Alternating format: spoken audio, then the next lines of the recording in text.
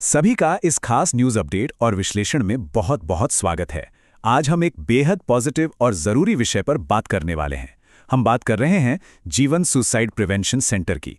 पिछले 6 महीनों में ग्राउंड लेवल पर क्या-क्या बदलाव आए हैं और कैसे मानसिक स्वास्थ्य के क्षेत्र में एक नई उम्मीद जगी है, ये सब हम जानेंगे अक्टूबर 2025 से मार्च 2026 तक की इस इम्पैक्ट रिपोर्ट में। तो एक पूरी एनर्जी के साथ आइए इस रिपोर्ट की गहराई में चलते हैं। आज के हमारे प्रमुख विषय कुछ इस तरह हैं। सबसे पहले बात करेंगे राष्ट्रीय सम्मेलन में मिली शानदार सफलता की, फिर समुदाय में मनाए गए मानसिक स्वास्थ्य सप्ताह की, उसके बाद छात्र तनाव प्रबंधन, हेल्पलाइन सेवाओं का विस्तार और अंत में आउटरीच के प्रभाव का डेटा विश्लेषण।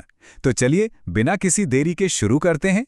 तो हमारी आज की सबसे पहली और प्रमुख खबर है राष्ट्रीय सम्मेलन की सफलता। सच कहूं तो ये एक बहुत ही बड़ी खबर है। केरल के कालीकट में बी फ्रेंडर्स इनिशिएटिव का राष्ट्रीय सम्मेलन आयोजित हुआ था, जहां जीवन सेंटर के 8 स्वयंसेवकों ने हिस्सा लिया। और कमाल की बात यह है कि पूरे भारत से आए 14 अलग-अलग केंद्रों के बीच जमशेदपुर की इस टीम ने अपनी एक अलग ही छाप छोड़ी और सीधा तीसरा पुरस्कार अपने नाम कर लिया। ये वाकई कोई छोटी उपलब्धि नहीं है। ये साफ दिखाता है कि हमारी जमीनी स्तर की टीम का पैशन और उनकी एक्सपर्टीज किस लेवल की है। अब आप सोच रहे होंगे कि आखिर ऐसा क्या खास था इनकी प्रस्तुति में। दरअसल इन्होंने युवा मानसिक स्वास्थ्य और आत्महत्या विषय पर जो प्रेजेंटेशन दिया, उसमें सिर्फ बोरिंग आंकड़े नहीं थे। जजेस ने इस बात की खूब तारीफ की कि टीम ने डेटा के साथ साथ रियल लाइफ केस स्टडीज का बहुत ही बेहतरीन और संवेदनशील तरीके से इस्तेमाल किया।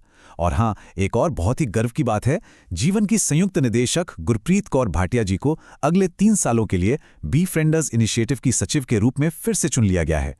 अब नई समिति का पूरा फोकस बेहतर ट्रेनिंग और रिसोर्सेज को आपस में साझा करने पर होगा। इस पूरे सम्मेलन की गहराई को समझने के लिए जरा बी फ्रेंड्स वर्ल्ड वाइड के अध्यक्ष नील हॉकिंस के इन शब्दों पर गौर कीजिए। उन्होंने कहा, ये सम्मेलन हमें याद दिलाते हैं कि कोई भी इसका सामना अकेले नहीं कर रहा है। साथ मिलकर हम आशा की जीवन रेखाएं बनाते हैं। कितनी गहरी बात है ना। ये हमें याद दिलाता है कि जीवन का ये मिशन सिर्फ एक लोकल कोशिश नहीं है, बल्कि ये मेंटल हेल्थ के लिए दुनिया भर में चल रहे एक बहुत बड़े और जरूरी आंदोलन का हिस्सा है। नेशनल अचीवमेंट्स के बाद अब रुख करते हैं हमारी दूसरी प्रमुख अपडेट की तरफ, समुदाय और मानसिक स्वास्थ्य सप्ताह। आइए देखते हैं ग्राउंड पे क्या चल रहा है। इन आउटरीच प्रोग्राम्स की सबसे शानदार बात क्या है पता है? इनका दायरा। एक तरफ बीपीएम स्कूल के 60 से ज्यादा बेहद उत्साही बच्चे हैं जो नई चीजें सीखने को बेताब हैं, और वहीं दूसरी तरफ टाटा स्टील कम्युनिटी सेंटर में 70 से ज्यादा लोगों की भीड़ है जो अपने मानसिक स्वास्थ्य को सबसे ऊपर रखने की शपथ ले रही है। ये साफ तौर पर दिखाता है कि अवेयरनेस फैलाने के लिए समाज के हर एक हिस्से तक पहुंचना कितना जरूरी हो गया है। और अगर हम इस अभियान के स्केल की बात करें तो वो सच में हैरान कर देने वाला है। टीम ने अलग-अलग उम्र के लोगों के साथ बहुत ही गहराई से बातचीत की। उदाहरण के लिए AIWC में 8वीं कक्षा के 150 से ज्यादा छात्रों को तनाव प्रबंधन के गुर सिखाए गए। इसके अलावा भालूबासा कम्युनिटी सेंटर में तो 12 साल के किशोरों से लेकर 50 साल तक के वयस्कों ने बढ़ चढ़कर हिस्सा लिया। इन सभी कार्यक्रमों का बस एक ही मकसद था, मानसिक स्वास्थ्य से जुड़ी हर झिझक, हर स्टिग्मा को जड़ से खत्म करना और पीढ़ियों के बीच एक खुला, बिना किसी डर का संवाद शुरू करना। अब आते हैं हमारी तीसरी महत्वपूर्ण अपडेट पर, शिक्षा और छात्र तनाव प्रबंधन। आज के दौर में युवाओं पर जो पढ़ाई का दबाव है, वो एक बेहद गंभीर विषय बन चुका है। यहाँ जीवन सेंटर की एक बहुत ही कमाल की स्ट्रैटेजी देखने को मिलती है। वो सिर्फ बच्चों से ही बात नहीं कर रहे हैं, शहर के अलग-अलग स्कूलों के प्रिंसिपल्स, कोऑर्डिनेटर्स और विभागाध्यक्षों के साथ मिलकर सहयोगात्मक बैठकें की जा रही हैं। इसके पीछे का आइडिया बिल्कुल साफ है। सिर्फ बच्चे को ही मजबूत नहीं बनाना है, बल्कि उस पूरे माहौल को ही भावनात्मक रूप से इतना सुरक्षित और फ्लेक्सिबल बनाना है कि बच्चा कभी खुद को अकेला महसूस न करे। और जाहिर है, इसमें हमारे शिक्षकों और अभिभावकों का रोल सबसे बड़ा है। इसी बात को ध्यान में रखते हुए जीवन ने परीक्षा के तनाव से निपटने के लिए कुछ बहुत ही प्रैक्टिकल गाइडलाइंस जारी की हैं। और यकीन मानिए, एग्जाम के उस भारी स्ट्रेस वाले माहौल में ये 4 कदम किसी भी छात्र के लिए बिल्कुल लाइफ सेवर साबित हो सकते हैं। पहला, एक ऐसा स्टडी प्लान बनाएं जो असल में मुमकिन हो, जिसमें अच्छी नींद और सही खाना शामिल हो। दूसरा, लगातार मशीन की तरह ना पढ़ें, हर 50 मिनट के बाद 10 मिनट का एक छोटा सा ब्रेक जरूर लें। तीसरा, अपनी फीलिंग्स को लिखने की आदत डालें और रोज गहरी सांस लेने की प्रैक्टिस करें। और चौथा, आखिरी मिनट में रट्टा मारने और दोस्तों के साथ उन टॉपिक्स पर चर्चा करने से बचें जो सिर्फ टेंशन बढ़ाते हैं। बस ये छोटे छोटे कदम तनाव को काफी हद तक कम कर सकते हैं।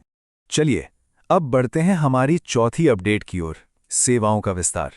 केंद्र में एक बहुत ही जरूरी ऑपरेशनल बदलाव किया गया है। तो यहां ध्यान देने वाली सबसे खास चीज है ये नंबर 12। इसका मतलब यह है कि जीवन ने अब अपनी इन पर्सनल बी-फ्रेंडिंग सेवाओं का समय बढ़ाकर लगातार 12 घंटे का कर दिया है। जी हां, अब ये सुविधा सुबह 10 बजे से रात 10 बजे तक उपलब्ध है। ऐसा इसलिए किया गया है ताकि अगर कोई दिन की भागदौड़ और व्यस्तता के कारण संपर्क न कर पाए तो उसे शाम को या रात में समय पर मदद मिल सके। अब इन बढ़े हुए 12 घंटों की सेवा को सही से चलाने के लिए जीवन अपने स्वयंसेवक नेटवर्क को भी बहुत तेजी से मजबूत कर रहा है। ऐसे लोगों को बुलाया जा रहा है जो एक अच्छे श्रोता हैं और हफ्ते में कम से कम 4 घंटे का समय इस नेक काम के लिए निकाल सकते हैं। यहाँ एक बात जो बार बार समझाई गई है वो ये है कि मदद के लिए हाथ बढ़ाना, चाहे वो मदद मांगने के लिए हो या फिर मदद देने के लिए, ये किसी तरह की कमजोरी नहीं है, बल्कि ये एक बहुत बड़ी ताकत की निशानी है। और अब इस बुलेटिन के आखिरी हिस्से में बात करते हैं डेटा विश्लेषण की। आइए उन ठोस नंबरों पर नजर डालते हैं जो हमें बताएंगे कि इन सारे अभियानों का ग्राउंड पर असली असर क्या हुआ है। ये आंकड़े देखिए, इनमें आई ये अचानक और तेज वृद्धि बहुत कुछ बयां कर रही है। अक्टूबर 2025 में हेल्पलाइन पर 79 कॉलर्स थे, जो दिसंबर में 187 हुए और मार्च 2026 तक आते आते ये नंबर सीधा 305 तक पहुंच गया। ये भारी उछाल इस बात का पक्का सबूत है कि जो जागरूकता अभियान चलाए जा रहे हैं वो पूरी तरह से काम कर रहे हैं। लोगों के अंदर की हिचकिचाहट टूट रही है और वो अपनी मुश्किलों में मदद मांगने के लिए बेझिझक आगे आ रहे हैं।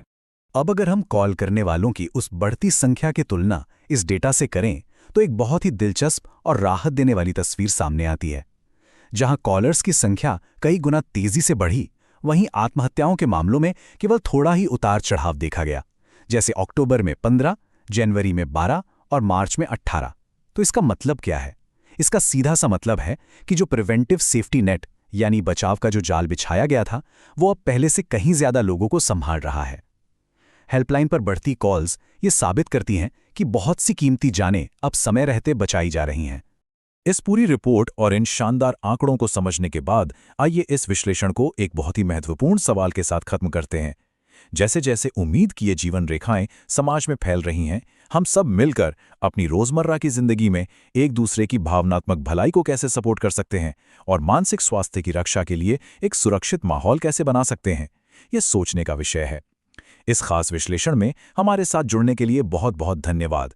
हमें पूरी उम्मीद है कि यह जानकारी हमें और अधिक संवेदनशील और जागरूक बनाएगी।